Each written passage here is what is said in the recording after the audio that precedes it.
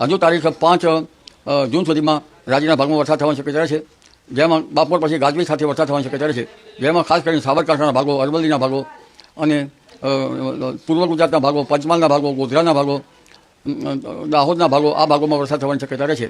વડોદરાના કેટલાક ભાગોમાં પણ વરસાદ થવાની શક્યતા છે, એટલે ખાસ કરીને ઉત્તર પૂર્વ ગુજરાતના ભાગોમાં વરસાદ થવાની શક્યતા. તો નમસ્કાર મિત્રો, સ્વાગત છે તમારું અમારી યુટ્યુબ ચેનલની અંદર. ને મિત્રો, અંબાલાલ પટેલ દ્વારા ફરી મિત્રો ગુજરાતને લઈને એક મોટી આગાહી કરવામાં આવી છે. આ મિત્રો 2 તારીખથી લઈને મિત્રો 6 તારીખ સુધી મોટી ભારે આગાહી કરવામાં આવી છે. ને ગઈકાલે જે મિત્રો 1 તારીખના રોજ આગાહી કરવામાં આવી હતી સોમવારના દિવસે, ત્યારે મિત્રો વાત કરવામાં આવે તો રાત્રિના સમયે રાત્રિના સમયે ભારે વરસાદ અને તોફાન સાથે વાવાઝોડું પણ આવ્યું હતું.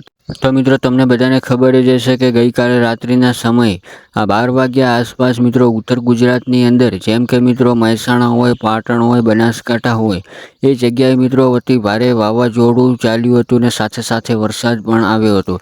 ત્યારબાદ મિત્રો વાત કરવામાં આવે તો અંબાલાલ પટેલ દ્વારા હવે મિત્રો ફરીવાર એક મોટી આગાહી કરવામાં આવી છે અને સાથે સાથે એવું પણ કહેવામાં આવ્યું છે કે આ આગાહી હવે આ વરસાદી વાવાઝોડું 3 તારીખથી લઈને છેક 6 તારીખ સુધી ચાલશે મિત્રો, અને સાથે સાથે પવન પણ વધારે ફૂંકાશે અને વરસાદનું પણ વધારે થોડુંક જોર હોઈ શકે છે. સાથે સાથે મિત્રો વાત કરવામાં આવે તો ખેડૂતોને પણ સાવધાન રહેવા માટે કહેવામાં આવ્યું છે ને, કારણ કે મિત્રો હવે હવામાન વિભાગ દ્વારા એવું કહેવામાં આવી રહ્યું છે કે વાવાઝોડાએ હવે દિશા બદલી નાખી છે ને સાથે સાથે એવું કહેવામાં આવ્યું છે કે ડાંગ છે, વડોદરા છે, પછી ઉત્તર ગુજરાત છે, અલગ અલગ જગ્યાઓની અંદર જેમ કે સૌરાષ્ટ્ર છે, દરિયા કિનારો દ્વારકા છે, પછી સોમનાથ છે, એ જગ્યા ઉપર વધારે વાવાઝોડાની અસર થવાની શક્યતાઓ છે. સાથે સાથે એવું પણ કહેવામાં આવ્યું છે, માછીમારોને હાઈ એલર્ટ આપવામાં આવ્યું છે, કારણ કે મિત્રો દરિયાઈ કિનારા ઉપર વધારે તોફાન આવવાના કારણે.